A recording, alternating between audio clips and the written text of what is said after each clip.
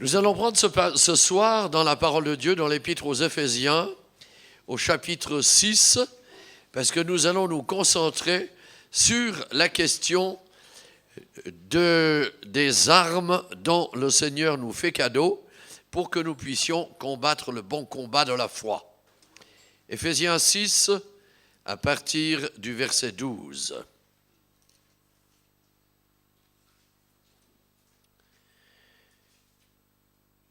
Au reste, fortifiez-vous dans le Seigneur et par sa force toute puissante. Revêtez-vous de toutes les armes de Dieu afin de pouvoir tenir ferme contre les ruses du diable.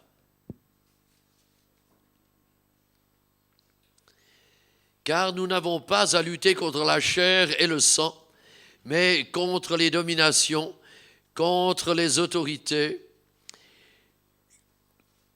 contre les princes de ce monde de ténèbres et contre les esprits méchants dans les lieux célestes.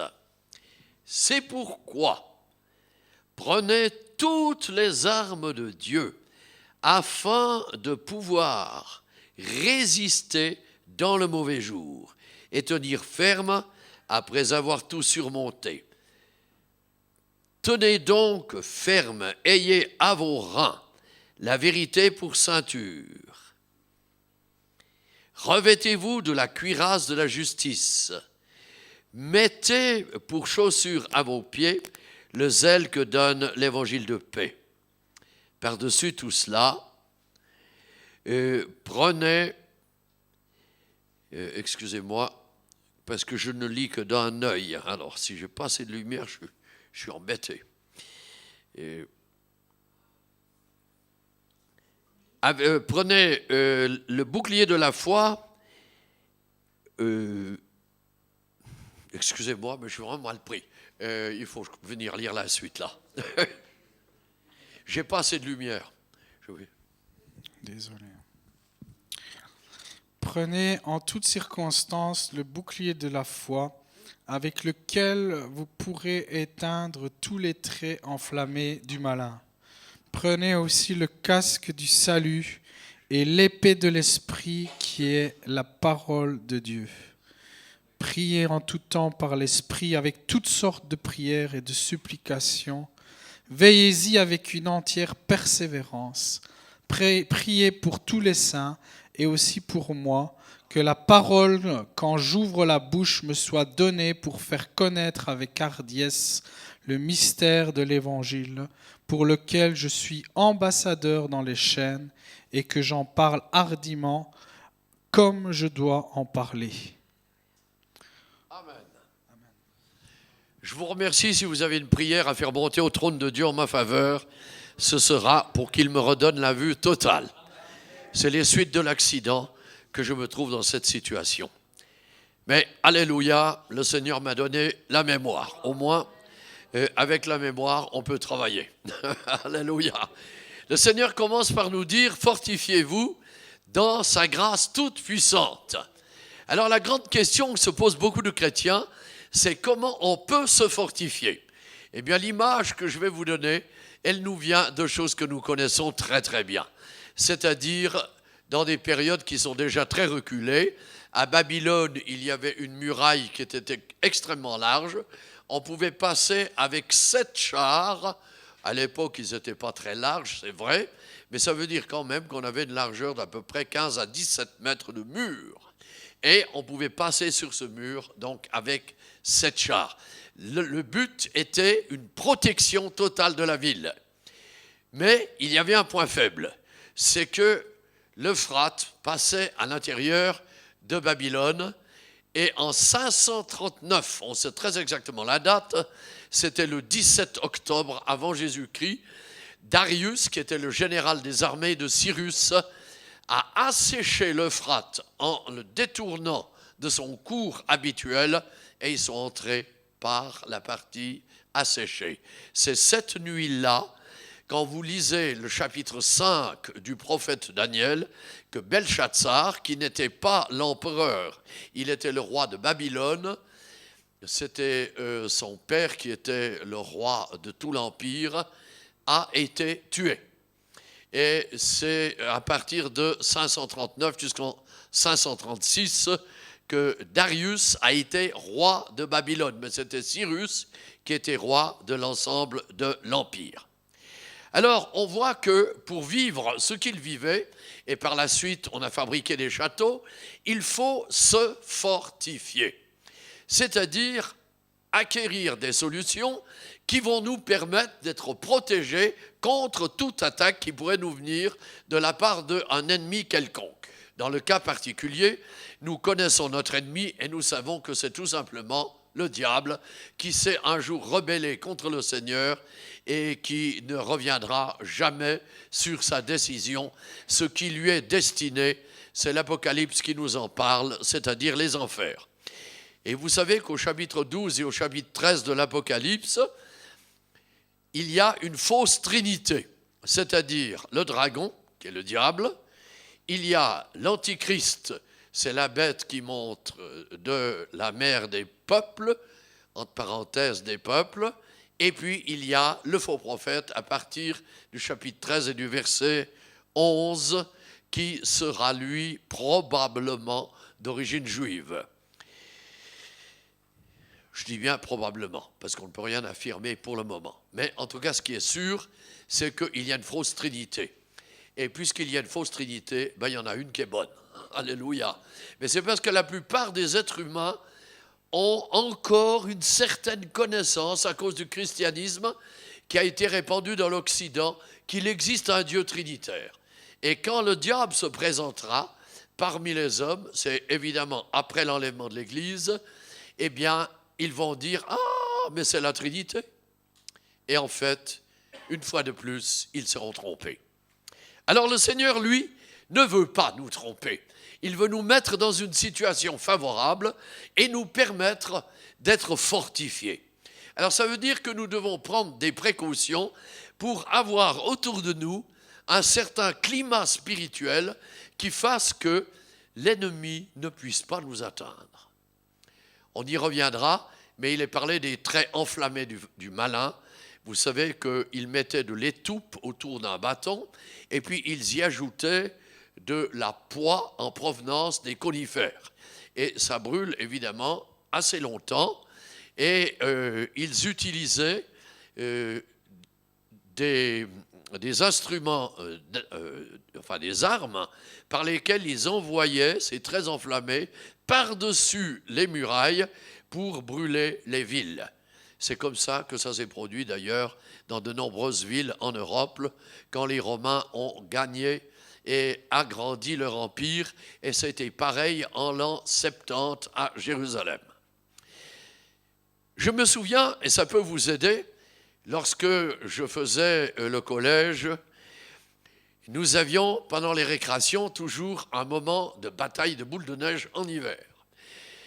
Et alors, qu'est-ce qu'on avait fait ? On avait construit un petit mur qui était à peu près à la hauteur que j'indique maintenant. Et puis, quand les autres envoyaient leurs boules de neige, on se cachait derrière. Donc, on se fortifiait pour ne pas recevoir des boules, parce que c'est très embêtant quand ça pénètre à l'intérieur du cou. Vous êtes d'accord ? Eh bien, c'était de cette manière-là qu'on se protégeait. Donc, le Seigneur veut bien nous dire, au travers de cette parole, que nous sommes appelés d'abord à nous fortifier. On ne peut pas aller dans n'importe quelle direction. Il faut choisir ce que Dieu nous a donné de toute éternité en Jésus-Christ, et à partir de là, conformément par exemple à ce que Josué reçoit dans le chapitre 1er, où il est dit « Tout lieu sur lequel tu poseras la plante de ton pied t'appartient ». Ça, c'est une manière de se fortifier. Je suis en Christ, je suis sur sa parole, je vis avec mon Seigneur, personne ne pourra me détruire. C'est la force que nous avons dans notre Seigneur Jésus-Christ. Et le diable vient très subtilement quelquefois pour nous dire « Oui, mais est-ce que tu crois que tu es si fort que ça ?» C'est toujours le même discours. Dieu a-t-il vraiment dit ? Eh bien, au nom du Christ vivant, nous refusons ces paroles qui jettent le doute. Ce que nous avons reçu en Jésus-Christ notre Seigneur, nous le croyons et nous voulons le vivre. Alléluia. C'est moi qui vous ai fait chanter Dieu Tout-Puissant. Eh bien, je me suis beaucoup réjoui parce qu'en effet, on affirme sa toute-puissance agissante. À lui soit la gloire. Alors le Seigneur ajoute sitôt après que nous n'avons pas à lutter contre la chair et le sang, mais contre les dominations, contre les autorités, contre les princes de ce monde de ténèbres. Ça veut donc dire que notre lutte doit toujours être comprise dans cette direction. Parce que la chair et le sang sont influencés par des puissances mauvaises, dans de très nombreux cas. Vous pouvez avoir un voisin avec lequel vous avez eu de bons rapports pendant des années, et puis tout d'un coup, il se retourne contre vous de manière incompréhensible. Il y a une attaque de l'ennemi. Alors nous n'avons pas à combattre contre la chair et le sang, mais à lier au nom de Jésus l'esprit par lequel il agit. Et vous verrez que le calme revient. Parce que nous avons un Seigneur qui est tout-puissant et il nous a donné l'autorité. Mais pour exercer cette autorité de la bonne manière, alors nous allons parler justement des armes du chrétien. Dans le langage poétique, nous parlons de pied en cap, mais moi je vais prendre le sens contraire, de cap en pied. C'est-à-dire, on va commencer par le casque du salut. Cette certitude doit tous nous habiter et rien ne doit pouvoir détruire ce que Jésus a créé à l'intérieur de nous-mêmes, à savoir que nous avons reçu en Jésus-Christ le salut. Je vous ai dit, je crois, un de ces soirs, que Luther avait vécu une conversion totale à Jésus-Christ seulement lorsqu'il s'est mis à lire l'Épître aux Romains. Et arrivé au chapitre 5 et verset 1er, étant donc justifiés par la foi, nous avons la paix avec Dieu. Mais je dois vous dire ceci, c'est que lui, il était d'origine monacale et il avait un doctorat en théologie, mais il était de ceux qui croyaient, avec beaucoup de catholiques romains, qu'il fallait s'humilier. Et il portait une croix qui pesait 180 kilos. Et il espérait, au travers de tout ça, s'humilier devant Dieu pour avoir un meilleur salut. Mais il ne se passait rien. Sa vie ne changeait pas. Il y avait quelque chose qui le gênait jusqu'au tréfonds de son âme, en disant « mais ça ne va pas, je n'ai pas la paix dans mon cœur ». Et c'est au moment où il lit Romains 5.1 que tout a complètement changé. Il a laissé tomber sa croix, ça a été fini. Et il a compris que ce n'était pas lui qui devait faire un effort pour arriver au salut, mais que Jésus-Christ avait fait tout l'effort à Golgotha pour nous donner ce salut véritable. Alors vous voyez qu'il est parlé ici du casque du salut. Pour quelle raison ? Parce que le casque, évidemment, est celui qui protège la tête et de tout coup qui pourrait arriver de la part de l'ennemi. Mais il y a une chose qui est plus importante lorsque nous parlons du domaine spirituel. Il s'agit de la manière avec laquelle le diable agit sur les hommes pour les mettre en difficulté. Le terrain des pensées est son terrain favorable, où il utilise notre pensée comme un tremplin. Il arrive et il va dire « Ouais, mais tu te rends compte ? Aujourd'hui, tu es tout triste. Comment est-ce que tu peux louer Dieu ? Tu es triste. » Ou bien, il va utiliser quelque chose d'autre. « Tu as mal à la tête. Comment est-ce que tu peux lire la Bible ? Tu ne vas rien retenir. » Ou bien, il y a tout à coup un froid à l'intérieur du couple et le diable va dire, mais tu vois, ce qui se passe avec ta femme, c'est quand même quelque chose qui démontre que tu n'es pas en pleine forme. Enfin, je ne vais pas continuer parce que je ne veux pas jeter le doute au milieu de vous, mais c'est pour vous dire comment il agit. Et il agit sur nos pensées. Et c'est la raison pour laquelle le Seigneur nous parle du casque du salut, afin que nous préservions le domaine de nos pensées des attaques avec lesquelles le diable ne cesse d'arriver. Et ceux, par exemple, qui étudient la philosophie, ils ont un mal pas possible à conserver leur foi en Jésus-Christ, parce que vous savez que la philosophie, il ne faut pas se faire des illusions, c'est des raisonnements humains. Ça ne dépassera jamais la hauteur de l'humain. Et par conséquent, pouvons-nous faire confiance, même à des raisonnements qui paraissent au-dessus du niveau de beaucoup? Jamais. Parce qu'ils ne parlent pas par l'esprit. Ils ne peuvent pas parler par l'esprit. Alors que la parole nous parle par l'Esprit de Dieu et que l'Esprit Saint va nous aider à entrer constamment au sein de la parole de Dieu. Alors nous devons mettre de côté, l'apôtre Paul nous le dit dans Colossiens 2 et le verset 6, il nous dit que de ne faut pas mettre confiance dans les philosophies. Parce que ce sont des raisonnements des hommes. Et ça reste au niveau typiquement humain. Mais il y a combien de milliers de chrétiens, en faisant des hautes études, qui se sont trouvés dans des difficultés spirituelles à cause de la philosophie. Et parfois, à cause d'autres choses qui sont prêchées. Aujourd'hui, par exemple, nous devons aider nos enfants qui sont à l'école, c'est plus le cas des miens, mais qui sont à l'école lorsqu'on leur enseigne l'évolutionnisme. C'est faux, l'évolutionnisme.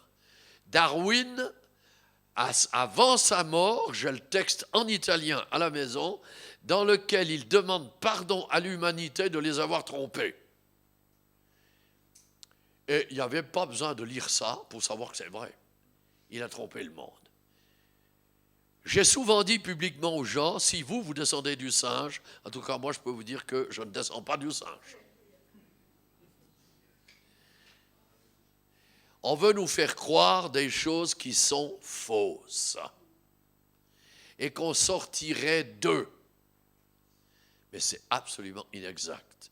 Mais je n'ai pas le temps ici de vous parler de quelques arguments contre l'évolutionnisme, mais c'est entre autres une des parties par lesquelles le diable agit sur les pensées de l'homme afin de le mettre en situation déséquilibrée.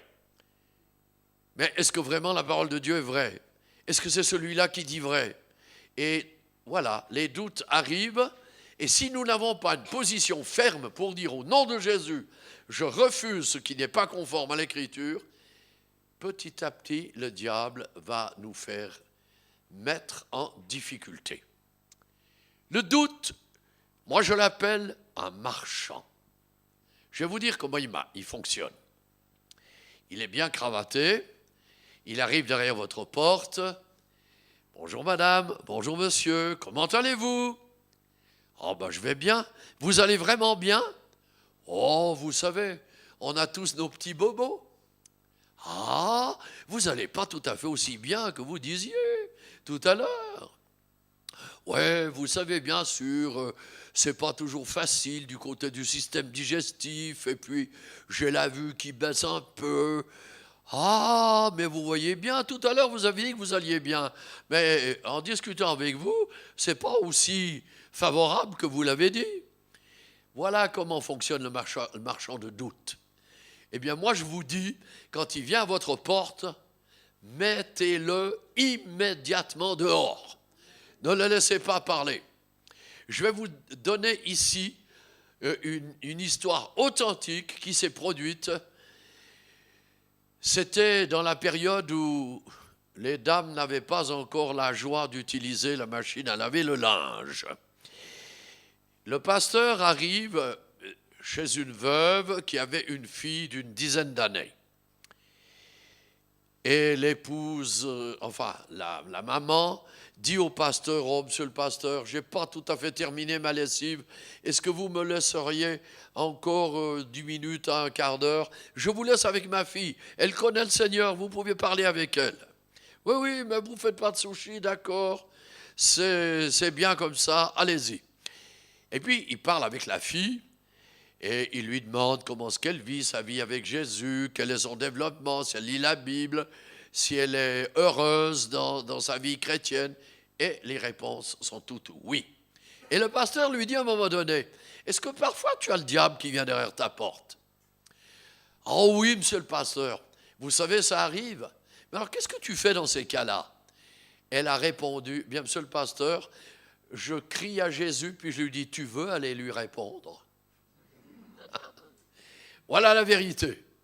C'est que Jésus peut répondre à l'ennemi. Et si nous avons cette foi dans notre Seigneur Jésus, c'est l'ennemi qui va prendre la fuite. Alléluia. Mais il nous faut un casque du salut qui n'est pas fait en carton ou en matière plastique. Vraiment un casque en métal, solide, qui tient le coup. Quand les flèches de l'ennemi arrivent, il ne peut pas les traverser. Et ça vient au travers d'une foi authentique qui se repose entièrement sur la parole de Dieu.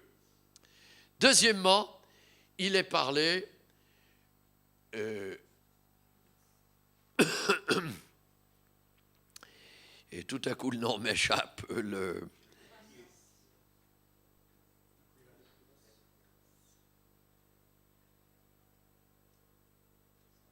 la cuirasse de la justice. La cuirasse de la justice couvre complètement les parties les plus fragiles de notre corps, c'est-à-dire les poumons, le cœur. Et nous savons qu'une des attaques qui sont parmi les plus recherchées de la part de l'ennemi, c'est de mettre des difficultés dans notre système. D'abord, vous savez que le cœur et les poumons ont un fonctionnement qui est relativement parallèle et que s'il y en a un qui est en mauvais état, l'autre pourrait bien l'être aussi. Alors, il se trouve que notre sang dépend de l'un et de l'autre. Parce que s'il n'y a pas d'oxygénation, le cœur peut fonctionner parfaitement bien, mais le sang, étant ainsi corrompu, va nous faire mourir. Vous savez que dans le cadre, par exemple, d'un accident où vous respirez des gaz chlorhydriques, en 3 minutes, vous êtes mort. Parce que ça se mélange à notre sang et c'est insupportable pour le cœur. Par conséquent, il s'arrête. Nous voyons que nous sommes donc des créatures très délicates. Et l'ennemi utilise les points faibles de manière tout à fait particulière. Alors il faut qu'on ait la cuirasse, mais laquelle? De la justice. Alors, la justice, je ne sais plus si je vous l'ai dit, a une racine hébraïque qui est tzedek, que nous retrouvons dans le Melchi Tzedek, au chapitre 14 du livre de la Genèse, et puis nous le retrouvons dans le sacrificateur Tzadok, qui vivait du temps de David. Et il se trouve que ça veut dire donc la justice. Il était roi de justice, Melchi Tzedek. Alors, cette justice, comment peut-elle être valable à l'intérieur de nous? Est-ce qu'elle dépend de notre façon de penser ou de celle de Dieu? Alors je pense que vous allez rapidement comprendre qu'elle dépend de Dieu et jamais de nous. Parce que quand nous parlons de la justice, en général, c'est en relation avec nos propres intérêts. Si nos intérêts ne sont pas satisfaits, il y a injustice. Mais si nous comprenons la justice à partir de là, nous n'avons pas compris le sens de la justice de Dieu. La justice de Dieu, elle se comprend dans le sens que nous accomplissons avec exactitude ce que Dieu nous a demandé. Alors, on va prendre un exemple de l'Ancien Testament parce que c'est avec cela qu'on arrive le mieux à comprendre. Dieu va dire à un homme ou à une femme qui a commis un péché, eh bien, d'après la loi, tu dois présenter en sacrifice tel animal, ou éventuellement un holocauste, c'est-à-dire où l'animal est complètement brûlé. Et il y a dans la loi une manière de se présenter devant le sacrificateur avec un animal qui est en bon état. Il ne devait pas être boiteux, il ne devait pas être malade. Nous le voyons par exemple dans Exode au chapitre 12, lorsqu'il y a la première Pâque en Égypte, Dieu leur dit, tu prendras un agneau d'1 an sans défaut. Et dans le prophète Malachie, le Seigneur reproche à Israël, vous croyez que je peux accepter facilement lorsque vous me donnez un animal avec une fracture, avec une jambe qui manque, ou ce n'est pas ainsi que c'est exprimé, mais c'est moi qui le détaille. Est-ce que vous croyez que je peux le recevoir? Offrez-le à votre roi, vous verrez bien s'il va l'accepter. Ils n'oseraient pas d'ailleurs le faire au roi, mais ils osaient le faire au Seigneur. Alors on voit que là, il y a des actes pour lesquels Dieu a parlé de manière très claire et qui demandent à l'homme d'accomplir la volonté de Dieu exactement comme il l'a prononcée. Et à partir du moment où l'homme accomplit la parole de Dieu, il est justifié. Alors dans le cas du Nouveau Testament, avec notre Seigneur Jésus, c'est une justification par la foi. Et ça complique un tout petit peu les choses pour certains. Comment est-ce que je peux me considérer comme juste puisqu'il m'arrive peut-être d'avoir une mauvaise pensée? Ou bien j'ai dit à quelqu'un au téléphone une parole où je m'aperçois après coup qu'elle manquait un peu de gentillesse. Ou bien quelqu'un m'a envoyé une lettre enflammée et je lui réponds sur le même ton. Et quelque temps après, le Saint-Esprit me dit, c'est ça l'amour? Alors, on n'est pas justifié par les choses qu'on ressent. On est justifié par la puissance de Dieu. Et au travers de notre repentance, on est juste parce qu'on a mis notre vie en ordre. Moi, je dis toujours au moment de la Sainte Seine, quand c'est moi qui la distribue, je dis aux chrétiens, prenons un instant de réflexion. Y a-t-il quelque chose qu'on doit se reprocher au cours de la semaine? Demandons pardon à Dieu. Parce que selon 1 Corinthiens 11, et les versets, à partir du verset 28, eh bien nous voyons qu'on peut porter un jugement contre nous-mêmes parce qu'on n'a pas accepté les choses telles que Dieu les donne. Donc si on veut être justifié, il faut savoir se repentir, accepter que Dieu nous pardonne, que le sang de Christ va nous purifier de tout péché, et alors on peut se réjouir devant le Seigneur. On est justifié. Le Seigneur nous demande de porter la cuirasse de la justice. Et ça va nous protéger dans les parties les plus fragiles de notre corps. Parce que si on prend un coup d'épée dans une jambe, on a peut-être des chances de s'en sortir, mais un coup d'épée dans la direction du cœur, il y a peu de chances qu'on s'en sorte. Alors, on voit que le Seigneur veut nous protéger au travers d'un acte qu'il a accompli directement à Golgotha. Mais le diable vient parfois le mettre en doute. Tu crois que tu es juste, toi? Je pense à ce couple. Quand j'arrive chez eux, ils me reçoivent chez eux, et nous prenons le premier repas, pas une parole. Et je me dis, mais qu'est-ce qu'il y a? Et au bout d'un moment, je dis au monsieur, au frère, je dis, dites-moi, il y a un problème entre vous et votre femme? Oui, il y a 3 jours qu'on ne se parle pas. Alors, je vous assure que là, j'ai sorti mon savon pour leur passer un bon savon, puis leur dire, vous allez arrêter immédiatement. Vous allez vous pardonner et vous arrêtez. Comment est-ce que vous pouvez vivre la justice de Dieu alors que vous êtes en conflit à l'intérieur de votre couple? Mais arrêtez. Le Seigneur ne vous a pas dit, faites-vous la tête l'un l'autre, il vous a dit, aimez-vous les uns les autres. Alors, il s'est penché vers sa femme, il lui a dit, pardonne-moi, et elle lui a dit, pardonne-moi. L'affaire a été classée, merci Seigneur. Mais vous voyez, il faut qu'on ait cette protection, cette justification qui est continue à l'intérieur de nous-mêmes. Et c'est une chose qui est extrêmement belle.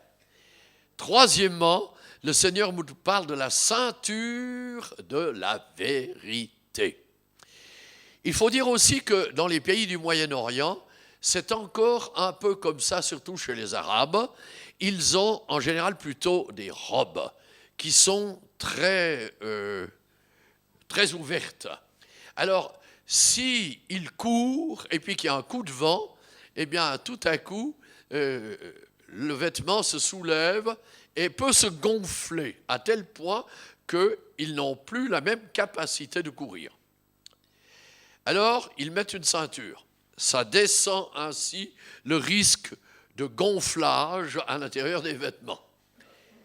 Mais vous vous souvenez que le Seigneur disait, je reviens encore à Exode au chapitre 12, lorsqu'il prenait l'agneau, Dieu leur dit, vous aurez vos reins sains, votre bâton à la main et vos chaussures aux pieds.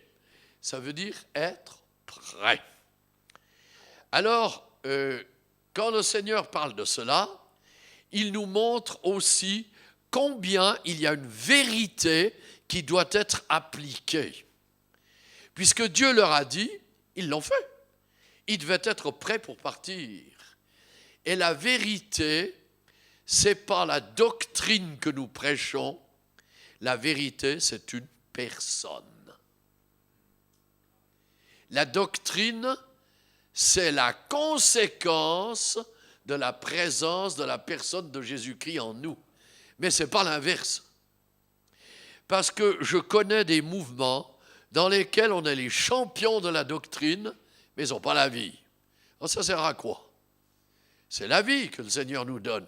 La doctrine, ça doit apporter la vie, ça ne doit pas l'éteindre. Mais c'est parce que Jésus-Christ n'a pas sa place. On a mis à la doctrine un accent beaucoup trop important et à la vie qui est en Jésus-Christ, moins. Et quand je parle de la vie qui est en Jésus-Christ, nous devons revenir à tout simplement la vérité.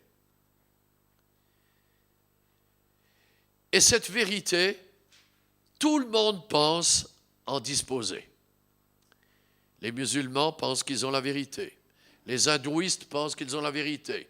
Les bouddhistes pensent qu'ils ont la vérité. Les shintoïstes pensent qu'ils ont la vérité. Les animistes pensent qu'ils ont la vérité.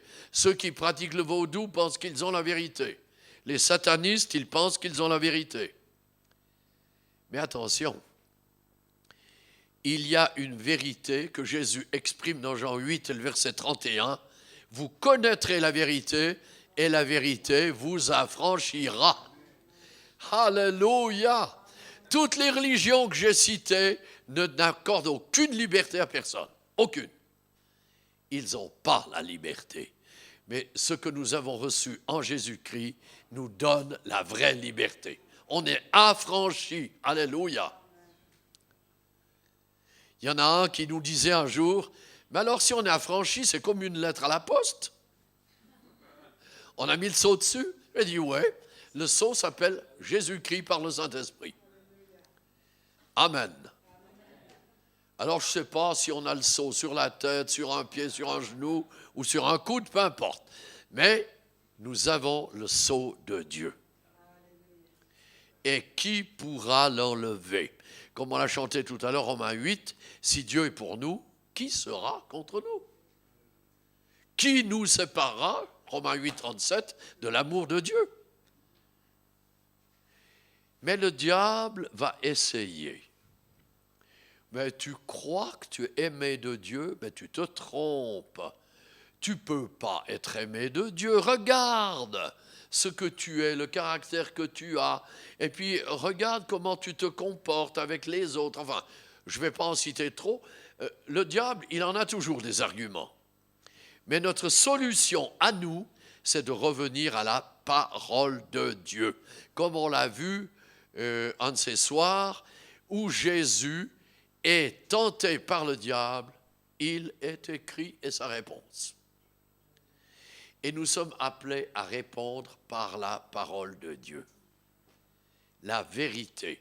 Alors, si vous avez tout à coup des doutes qui arrivent sur vous, il vous faut dire, je crois à la Bible, je crois qu'elle est la parole de Dieu, je crois que tout ce qui est dit depuis la Genèse à l'Apocalypse est inspiré du Saint-Esprit.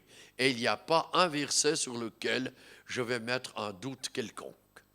Le diable s'enfuit parce qu'il ne supporte pas la vérité. Nous sommes appelés à la déclarer, à l'affirmer. Et c'est la raison pour laquelle Dieu parle de la ceinture de la vérité. Ça tient les vêtements. Et ça va vous faire rire, mais un jour, il y a un frère qui avait pris pas mal de kilos, et puis il a perdu, je ne sais plus, une vingtaine de kilos environ. Alors, quand il a mis ses pantalons, évidemment, au lieu de tenir à la hauteur habituelle, ça a été la chute vers le bas. Hein. Alors, et puis c'est un petit peu embêtant parce qu'il n'était pas tout seul à ce moment-là. Eh bien, on doit avoir une ceinture de la vérité pour que rien ne vienne déshabiller la foi que nous avons en Jésus-Christ. Amen. Parce que le Seigneur nous dit bien, revêtez-vous de toutes les armes de Dieu. Donc il ne faut pas qu'on en perde une. C'est là pour tenir l'ensemble, et particulièrement la vérité va tenir les vêtements.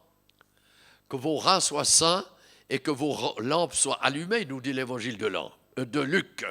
Que vos reins soient saints et que vos lampes soient allumées. Donc le Seigneur veut nous donner une capacité de pouvoir agir. Je passe maintenant aux pieds.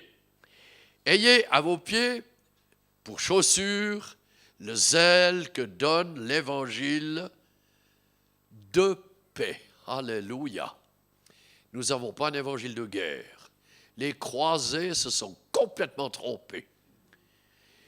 Et nous avons honte aujourd'hui de cette période des croisades. Même qu'ils sont arrivés pour délivrer Jérusalem en 1099, mais ça ne signifie rien du tout. Ils ont fait couler du sang inutilement. Et le Seigneur ne nous a jamais dit que nous devions évangéliser le monde avec l'épée. Mais nous devons évangéliser le monde avec l'amour qui est en Jésus-Christ. Alléluia. Et c'est la raison pour laquelle il nous dit, mettez à vos pieds pour chaussures ces chaussures qui apportent un évangile de paix. Vous savez, si vous avez quelqu'un avec lequel vous êtes en train de parler, puis qui est un peu énervé, et qui vous dit « Fous-moi la paix !» Vous trouvez que cet homme-là, il est vraiment dans la paix? Il n'y a pas de paix du tout. Il y a plutôt une guerre. Je vais vous raconter encore une petite histoire de Luther, là. Un jour, Luther, et ce que je vous dis est vrai, hein, et il était tout triste, il avait le visage allongé, et tout à coup, sa femme le quitte, puis elle revient peu après, habillée complètement en noir, parce que c'était une ancienne nonne, hein, l'épouse de Luther. Alors, elle était complètement habillée en noir. Et quand il la voit arriver, il lui dit « Chérie, qu'est-ce qui te prend pour être habillée comme ça ?» Et elle lui dit « Mais tout à l'heure, tu étais tellement triste, je me demandais si on n'était pas à un enterrement. » Alors ça a provoqué le fou rire à Luther et le problème était classé. Hein. Voilà une femme intelligente, elle a bien agi, alléluia. Elle ne lui a pas fait des reproches, elle a vraiment agi. Parce qu'elle lui a dit une vérité. Et il a accepté qu'il était dans une certaine vérité qui n'était pas la bonne. Merci Seigneur. Jésus nous dit dans Jean 8 encore, et le verset 36, « Si le Fils vous affranchit, vous êtes réellement libre. » Alléluia. Alors ça veut donc dire que tout à l'heure, quand je ferai un appel, ceux qui sentent qu'ils ne sont pas encore complètement libres, ça sera l'occasion de vous avancer et de dire, ce soir, je veux recevoir la liberté qui est dans Jésus-Christ. Je veux être libre. J'en ai assez de ne pas être libre. Je veux être totalement libre. Et ne confondez jamais liberté avec libertinage. La vraie liberté, c'est... Vous savez comment elle fonctionne, la vraie liberté? Dans l'obéissance au Seigneur. C'est un mot que notre siècle n'aime pas beaucoup, le mot obéissance. Depuis mai 68, on a éliminé le terme obéissance. Mais frères et sœurs, il faut reconnaître que être libre, c'est entrer dans l'obéissance à Dieu. Ça, c'est la vraie liberté. Et moi, je dois dire que ça ne me cause aucune contrainte de devoir obéir au Seigneur. Au contraire, j'ai de la joie. Parce que je sais que je suis libre. Avec son action, je suis libre. Alléluia. Et le Seigneur veut nous rendre parfaitement libres. Ainsi, nous voyons que les chaussures à nos pieds doivent être donc celles qui apportent la paix. Et qu'est-ce que le Seigneur Jésus a dit à ses disciples? Vous entrez dans une maison et vous dites que la paix soit avec vous. Mais s'ils ne veulent pas la recevoir, elle revient sur vous, vous pouvez partir. Et secouer la poussière de vos chaussures.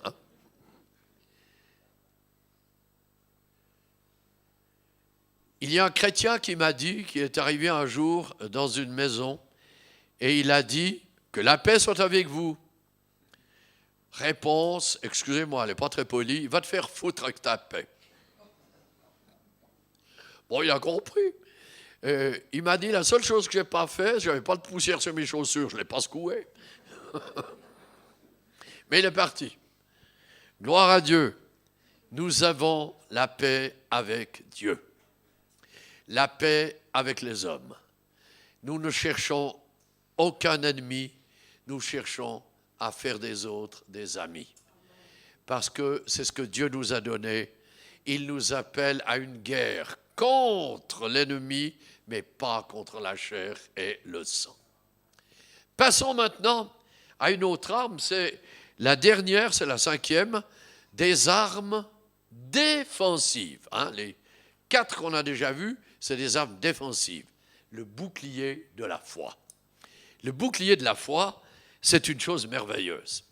Parce que c'est le seul instrument, à part l'épée, dont on va parler tout à l'heure, que nous pouvons mettre dans n'importe quelle position par rapport à notre corps. Je vais vous raconter ce qui s'est passé avec un homme dont j'étais en train de m'occuper. Et il me raconte un peu sa vie, ce qu'il vivait avec le Seigneur Jésus. Et immédiatement, j'ai une vision qui me montre un bouclier. Mais un bouclier, il avait 2 défauts essentiels. Il était court et il n'avait environ que 60 à 70 cm de longueur. Et puis, il était couvert d'un papier à chocolat. Alors, quand il m'a raconté son histoire, je lui ai dit, écoute, je viens d'avoir une vision, et voilà ce que je vois. Et quand l'ennemi envoie ses flèches, évidemment, elle passe au travers. Parce qu'il n'y a rien qui les retient. Ton bouclier, il ne vaut pas un sou. Il me dit, mais alors voilà, pourquoi je suis dans de pareilles difficultés. Mais qu'est-ce que je dois faire? Je lui ai dit, parce que tu dois faire, c'est te repentir de ne pas être entré pleinement dans toute la volonté de Dieu, de ne pas avoir reçu toutes les armes dont tu avais besoin. Et ce que je ne vous ai pas dit au début, je vous le dis maintenant, je lui ai dit, tu n'es pas entré dans l'arsenal pour saisir les armes que Dieu veut te donner. Tu es resté à la porte d'entrée. Alors maintenant, tu vas faire la démarche et tu vas dire, Seigneur, j'entre d'un pas décidé à l'intérieur de l'arsenal et je ne vais pas seulement regarder les armes comme celles d'un musée, je vais les prendre. J'ai dit, voilà, ça c'est juste. Et il s'est mis à prier, il s'est repenti. Et le Seigneur m'a donné une deuxième vision. Et je dis, mon frère, tu as fait le pas qu'il fallait. J'ai vu maintenant ton bouclier, il a grandi, il te couvre complètement, depuis la tête jusqu'aux pieds, et il est fait en métal. Et les flèches de l'ennemi peuvent arriver contre le bouclier, mais elles sont éjectées, tu n'en subis aucune conséquence. Et c'est ça, le but du bouclier. Mais les choses peuvent venir d'en haut, ça peut être des cailloux, ça peut être des flèches ou ça peut être autre chose, mais on peut mettre le bouclier dans la direction que l'on veut. Et vous savez comment l'armée romaine agissait. C'était un des aspects qui les amenait à de très nombreuses victoires. C'est qu'il y avait les soldats du milieu tenaient le bouclier au-dessus de la tête, ceux sur le côté tenaient le bouclier sur le côté, et puis ceux qui étaient en avant sur l'avant, et ceux qui étaient à l'arrière, ils le tenaient derrière leur dos. À tel point qu'ils pouvaient être attaqués de toutes parts. C'était une muraille qui arrivait contre l'ennemi. Et le Seigneur, au travers de Paul, utilise précisément cette faculté qu'avaient les Romains d'utiliser leur bouclier. Et il appelle cela le bouclier de la foi contre les traits enflammés du malin. Ça signifie que le malin utilise parfois aussi des instruments violents, brûlants, qui sont prêts à détruire. Alors, il nous faut être extrêmement fermes. Lorsqu'il y a quelque chose qui ne va pas, et on devrait commencer à l'intérieur de nos propres familles. Il y a des couples qui sont en difficulté parce qu'ils n'ont pas compris à un moment donné qu'ils étaient attaqués par Satan, qui a jeté des doutes. Et ils se sont mis à s'envoyer un vocabulaire peu aimable l'un à l'autre. Et ça, c'est absolument destructeur. Alors que ça fait tellement de bien quand on peut se dire « je t'aime ». C'est un mot qui n'est pas long, mais qu'est-ce qu'il fait du bien. Alléluia. Parce que les conflits, le diable est un champion pour les créer. Alors nous devons résister et dire non, je n'entre pas en matière. Parce que je vois aujourd'hui que la population se laisse entraîner par toutes sortes de plaidoyers, il faut aller chercher des avocats, il faut absolument chercher à avoir raison, on n'a jamais tort. C'est une société qui est en train de se perdre, qui vit cela. Où il y a le pardon, il y a la victoire. Amen. On vit la victoire. Il faut oser demander pardon. Qui ne s'est jamais trompé au cours de sa vie? Qui? Il n'y a que le Seigneur Jésus qui ne s'est jamais trompé. Mais Pierre, il s'est trompé. Judas, il s'est encore pirement trompé. Et puis Pierre, il s'est trompé une deuxième fois lorsque Paul a dû le reprendre. Vous trouverez ça dans le chapitre 2e de l'Épître aux Galates. Eh bien, premier ou deuxième. Eh bien, nous voyons que le Seigneur nous appelle à une attitude qui est celle des Saintes Écritures. Et que nous ayons le bouclier de la foi contre tout ce que l'ennemi pourrait envoyer contre nous. Non, je refuse. Mais il y a des chrétiens, ils se laissent aller. Aïe, aïe, aïe. Je suis sous accusation, il y a telle et telle chose qui ne va pas, et puis c'est la chute libre. Il faut résister avant qu'il ne soit trop tard. Parce que, rappelez-vous, Jean 10, l'ennemi ne vient que pour dérober, égorger et détruire. Alors il ne faut pas le laisser faire. Voilà.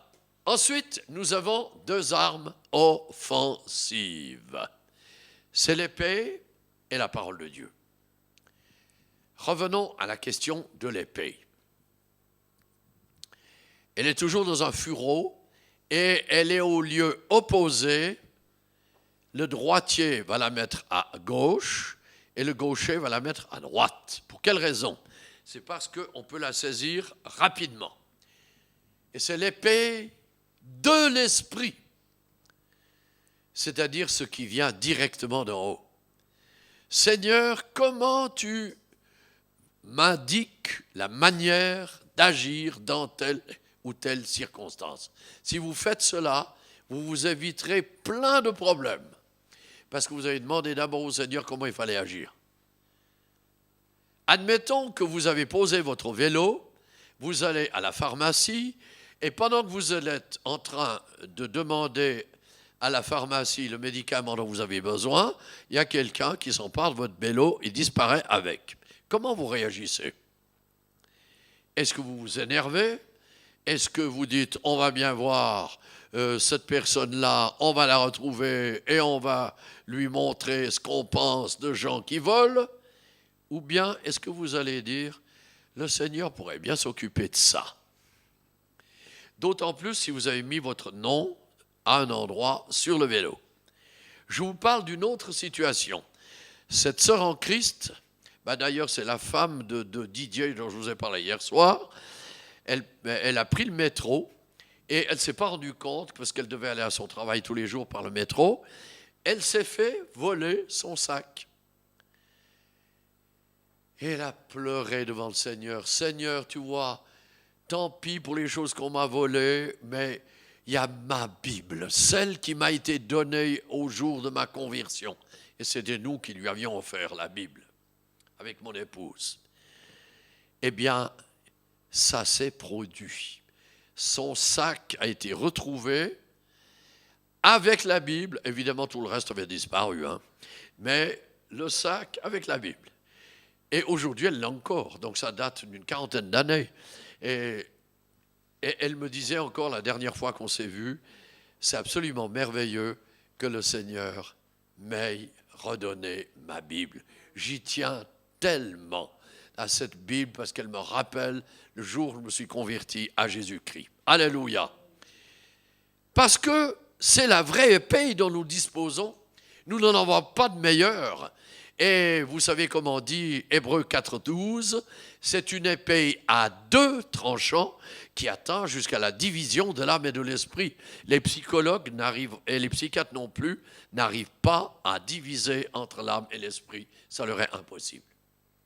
À moins qu'ils soient convertis et baptisés du Saint-Esprit, d'accord, ils y arriveront. Mais sans ça, ils n'y arriveront jamais. Parce qu'il n'y a que l'Esprit de Dieu qui est capable de pénétrer à l'intérieur de notre esprit. Et il n'y a que l'Esprit de Dieu qui est capable de faire une distinction entre l'âme et l'esprit à l'intérieur de nous.